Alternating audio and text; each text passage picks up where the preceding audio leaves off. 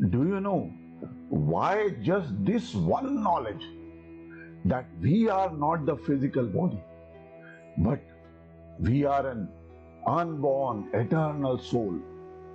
This has the power to completely transform your life and dissolve all your life problems. So in the next verses 19, 20 and 21st of chapter 2 of Bhagavad Gita, Bhagwan Shri Krishna tells Arjun that the soul is neither born, nor does it ever die, nor does it ever cease to exist. The soul is without birth, eternal, immortal and ageless. It is not destroyed when the body gets destroyed. So today we shall be going very deep into this most important knowledge of the universe. And I will show you how this knowledge can transform your life. So stay with us till the end. And if you have not subscribed till now, I suggest you to subscribe to this channel so that you do not miss out on the forthcoming lectures in this series. But before we start, kindly allow me to pay my gratitude to my Guru. Om Ram Shri Kanhaiya Lal Sharmaye Namaha. Om Shri Guruve Namaha.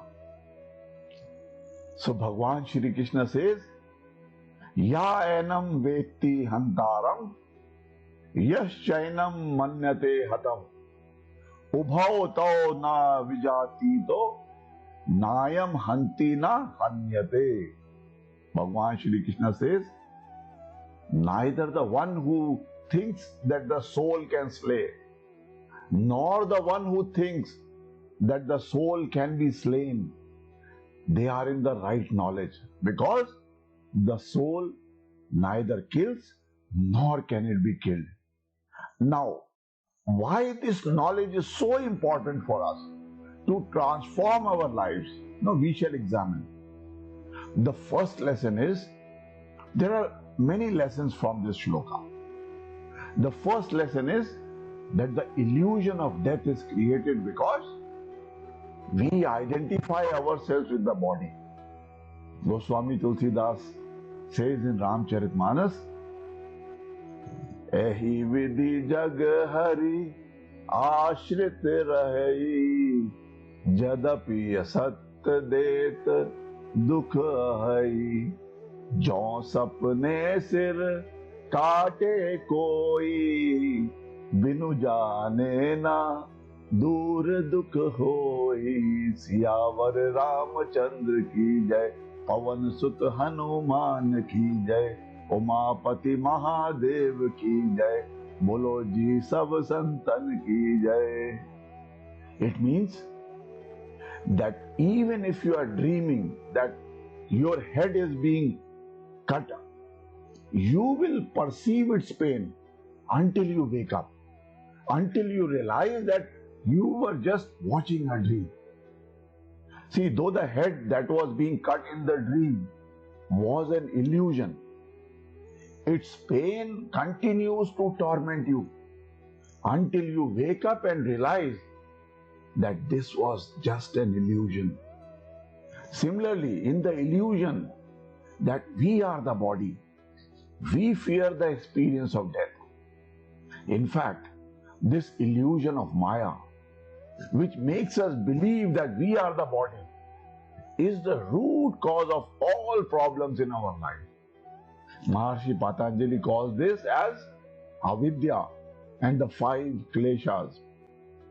Avidya, asmita, rag, dvesh, abhinivesha, kleshaha. Avidya means ignorance about our true self, the knowledge about our true self. And asmita means our ego consciousness, which makes you believe in the illusion that you are separate. All your attachments, your desires, your anger, your greed, your hatred, even all your fears, including the fear of life, the fear of criticism, or your negative inner voices, which don't allow you to experience the joy and happiness of health, wealth, and loving relationships in life, they all are a result of your illusion and your ego consciousness. But for the enlightened soul, whose illusion has been dispelled, this fear of death and all the other fears, they simply vanish away. If there could be just one single most powerful knowledge in this world which can transform your life and change your destiny, it's just this knowledge contained in these shlokas of chapter 2 of Bhagavad Gita. Bhagavan Shri Krishna addresses another concern of Arjun that Arjun has raised. Arjun thinks that he would be held responsible for killing his near and dear ones, and this thought was troubling him. It was tormenting him. Arjun is unable to digest the fact that he would become the cause of death of his own near and dear ones, especially his reverend Guru Dronacharya and his beloved Bhishma Pitama. But Lord Shri Krishna gives Arjun a perspective of the eternal essence. He says, the eternal essence does not kill, nor does it die from someone else trying to kill it. Let us understand, Bhagavan Shri Krishna is not addressing Arjun alone. Whatever knowledge that he is telling Arjun is valid and is meant for each one of us also. We know Arjun is a Kshatriya warrior, so this aspect of killing and getting killed applies to him. But how does this apply to us?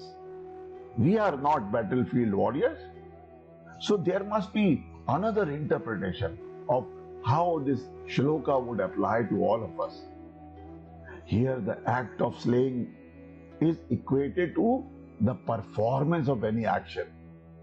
And being slain here means any change or modification. In other words, the eternal essence never performs any action, nor does it undergo any change or modification. For example, let us consider the sun.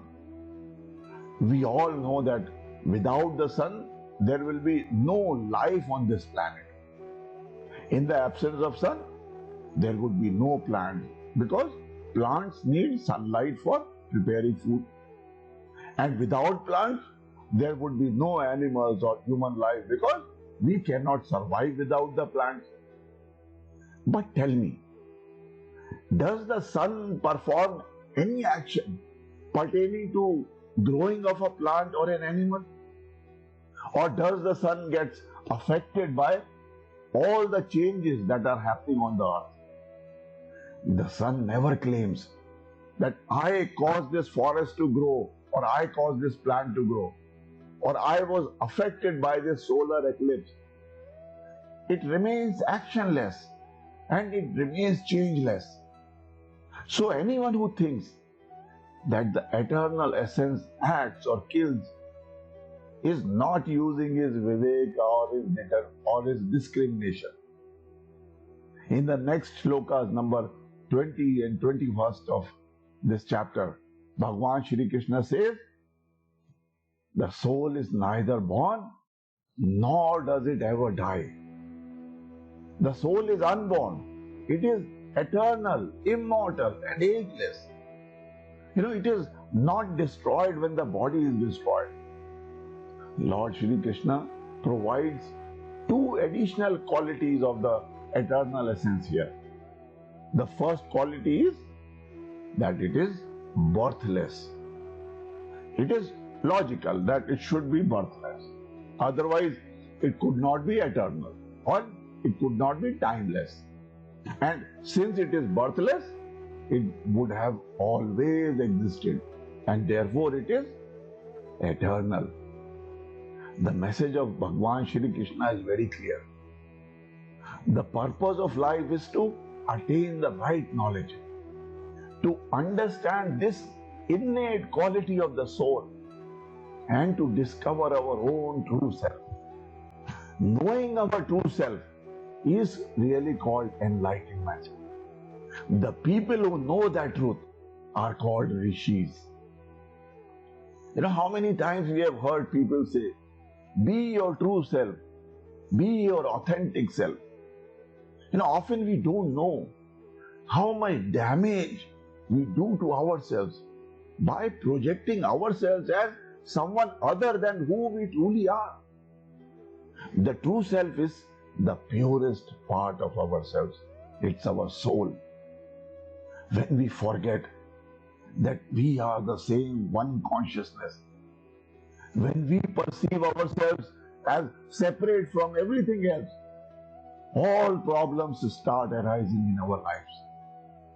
In our daily lives, when we start experiencing our true self, we feel secure, we feel accepted, we feel so peaceful and joyful. But when you are in the grip of Maya, or you are in the grip of your false self or your ego self, you experience the opposite. The trouble is that both these experiences seem to be so real and convincing. The true self is stable and secure, but the false self keeps vacillating. The true self is driven by a deep sense of truth, but the false self is driven by your ego. It is driven by the unending demands of I, me and mine. The true self is always at peace, but the false self is always fearful and gets easily agitated and disturbed. The true self is an ocean of unconditional love, but the false self always seeks approval and love from others. It seeks happiness in the outside material things. Most of the times, people are driven by their selfishness, by their fears and greed, which are associated with their ego self. We measure our worth by our money and our status, and by our achievements and our possessions. Money and status feed our ego self. Once you begin to recognize the qualities of the true self, your life will begin to transform. You will start making better choices in every moment of your life. For the wise men who have understood this concept of this one divine consciousness, there exists no duality. For them, everything is an interconnected web of consciousness.